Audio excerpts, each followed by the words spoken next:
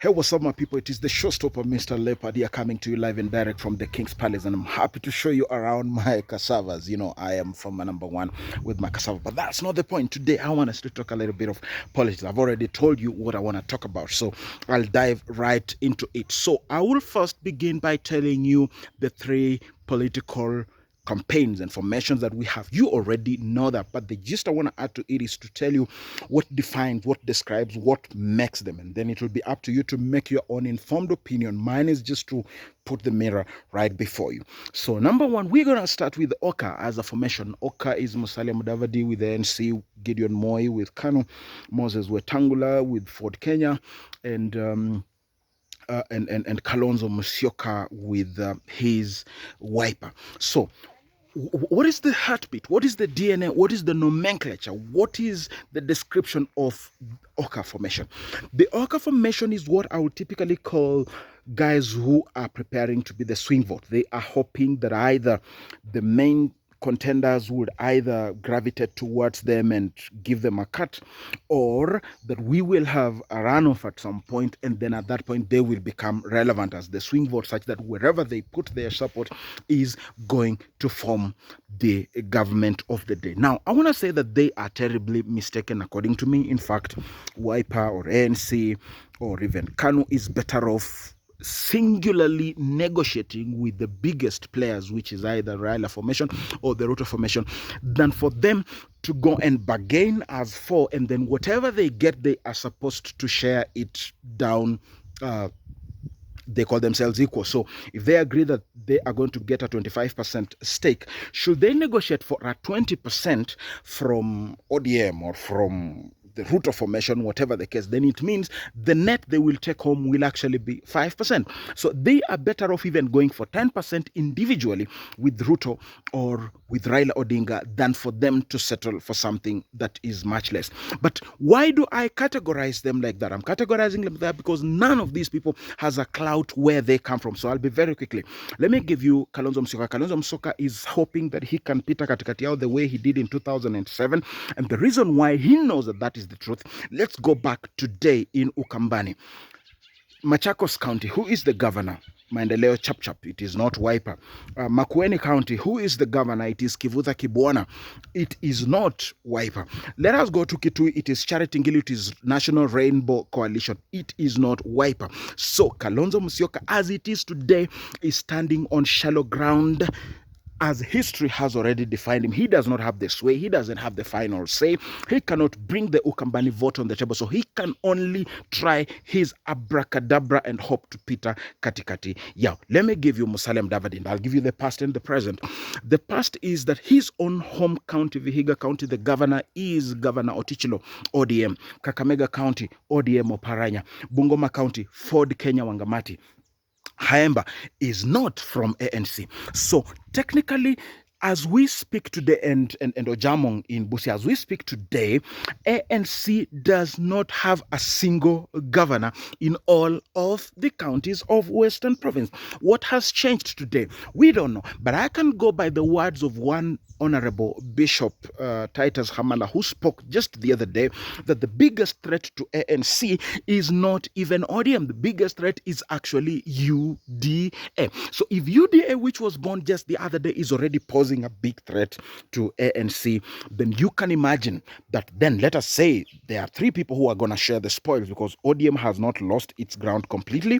It may not get the euphoric support it has gotten from Western Kenya before, but it still has its own support. So it could get the 30% or 40%.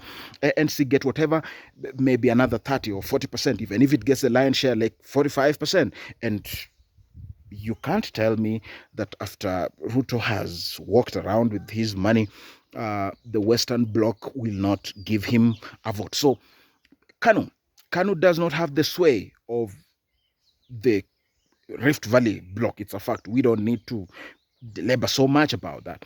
Moses Wetangula, the only senator on Ford Kenya in the Senate. Yes, it is what it is. So Oka, as it is, they are strategizing themselves to become a swing vote. It is what it is. So let me give you the William Ruto, and I'll start with that because I want you to hate me as I speak these realities. Number one, The William Ruto campaign began their campaign soon after the March handshake of 2018. So they have been campaigning 2018, they have been campaigning 2019, they have been campaigning 2020, and they have been campaigning 2021. That is to mean that these guys have actually gotten to their crescendo and the threshold beyond which they cannot gain more ground.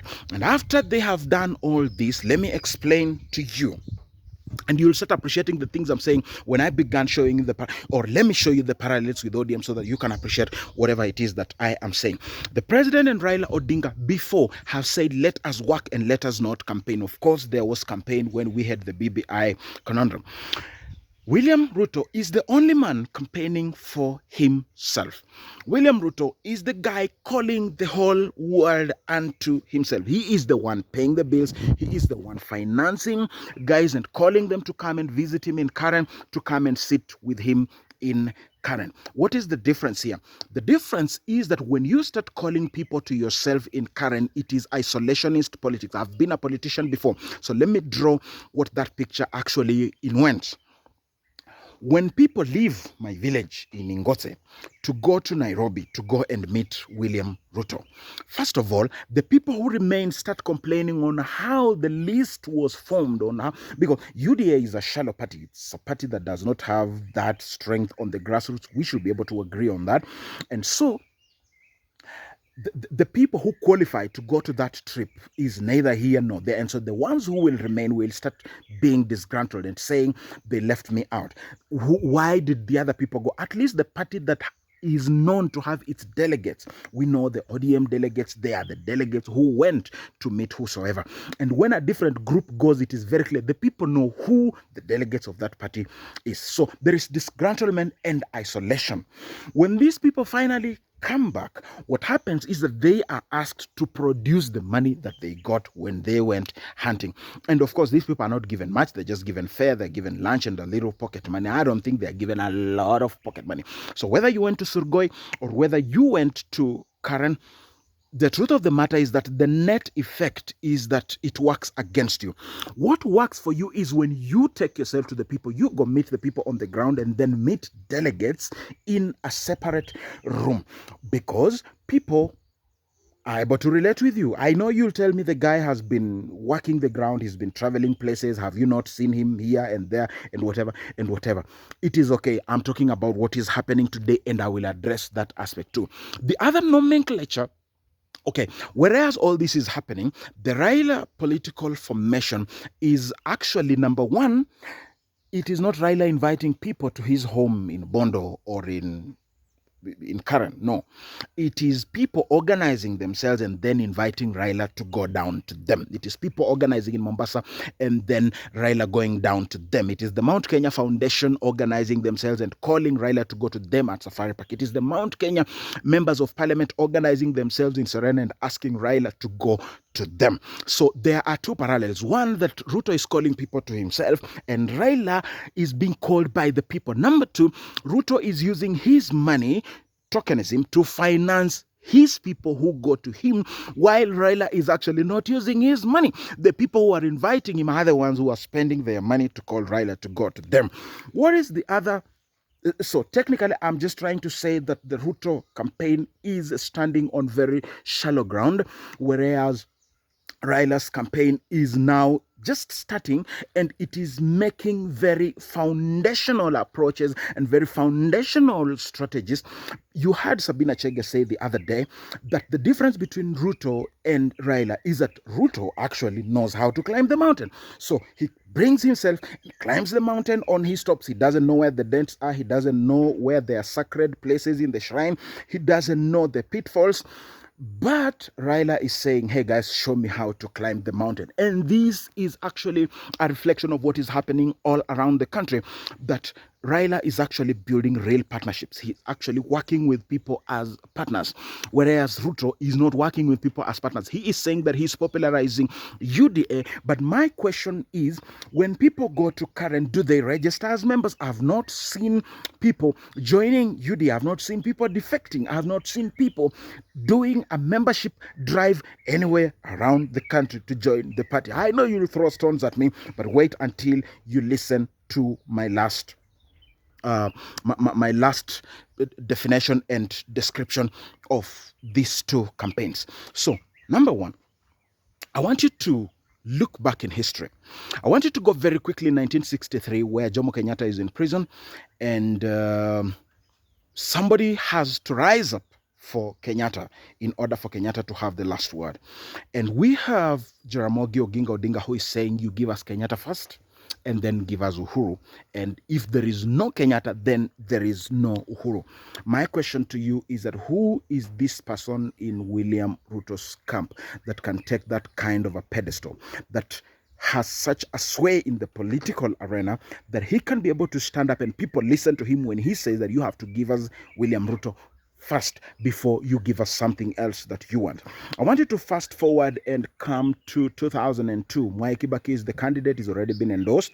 He's the presidential candidate, gets a very bad accident, is sick. So whether it is sickness, whether it's an accident, whether it is just being incapacitated for whatever reason, the big question I want to ask you is, if for any reason Raila Odinga is incapacitated and William Ruto is incapacitated, who is this person that will say Kibaki Tosha and then take the spear and then take the shield and become the Njamba and go and traverses the entire country to marshal a political support on behalf of Mwai Kibaki, not on his own behalf?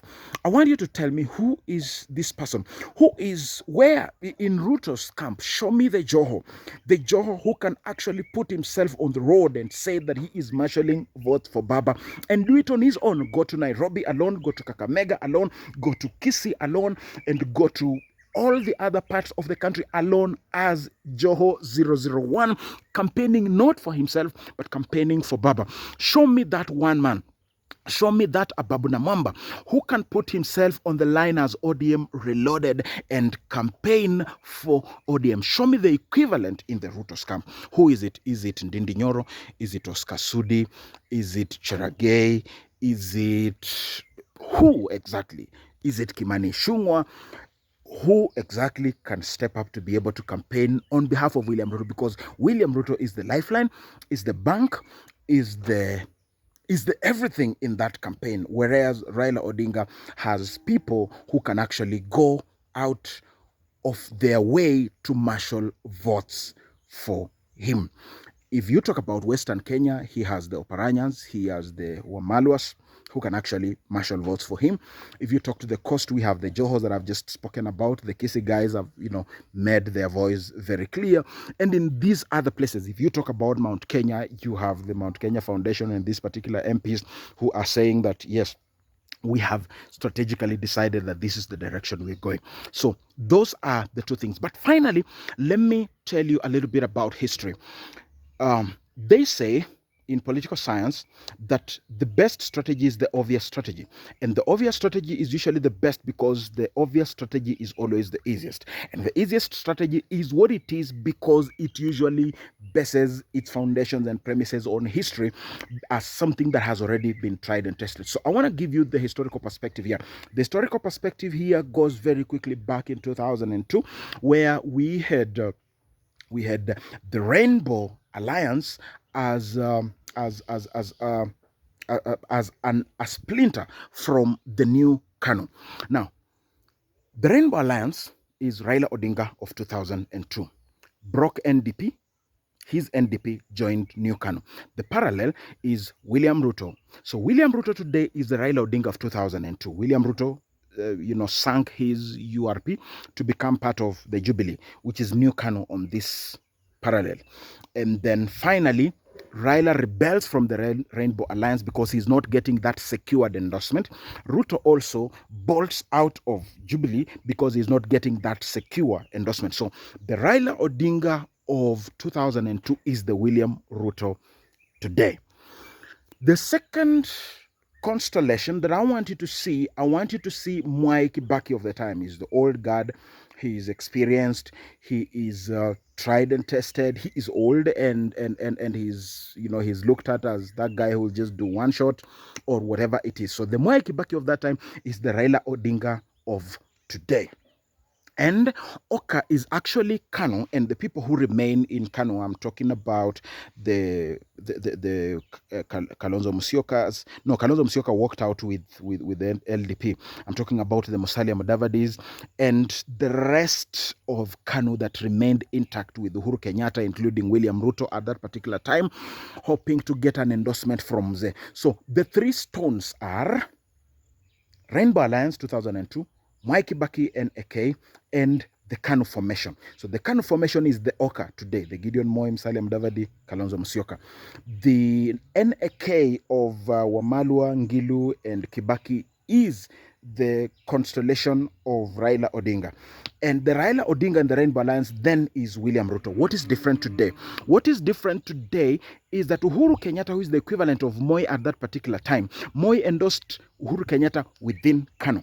But now Uhuru has not endorsed somebody from his own government. Instead, he has endorsed Raila Odinga. You saw him in Kibera, and an endorsement does not go beyond that. He says, simtachagua vizuri, and then he breaks protocol like never seen anywhere in the world, where the president gives his speech, and after he is through, before even in national functions, he always says, let me invite Raila to speak. And then after Raila speaks, he speaks himself. This time round, he speaks, and after he's through with speaking development and politics, he then says, let me invite Raila to speak. Endorsement doesn't get better than that. So I want you to imagine NAK, Rainbow Alliance, and Kanu, but Moi, instead of endorsing Uhuru Kenyatta, is actually endorsing Kibaki, which is the scenario today.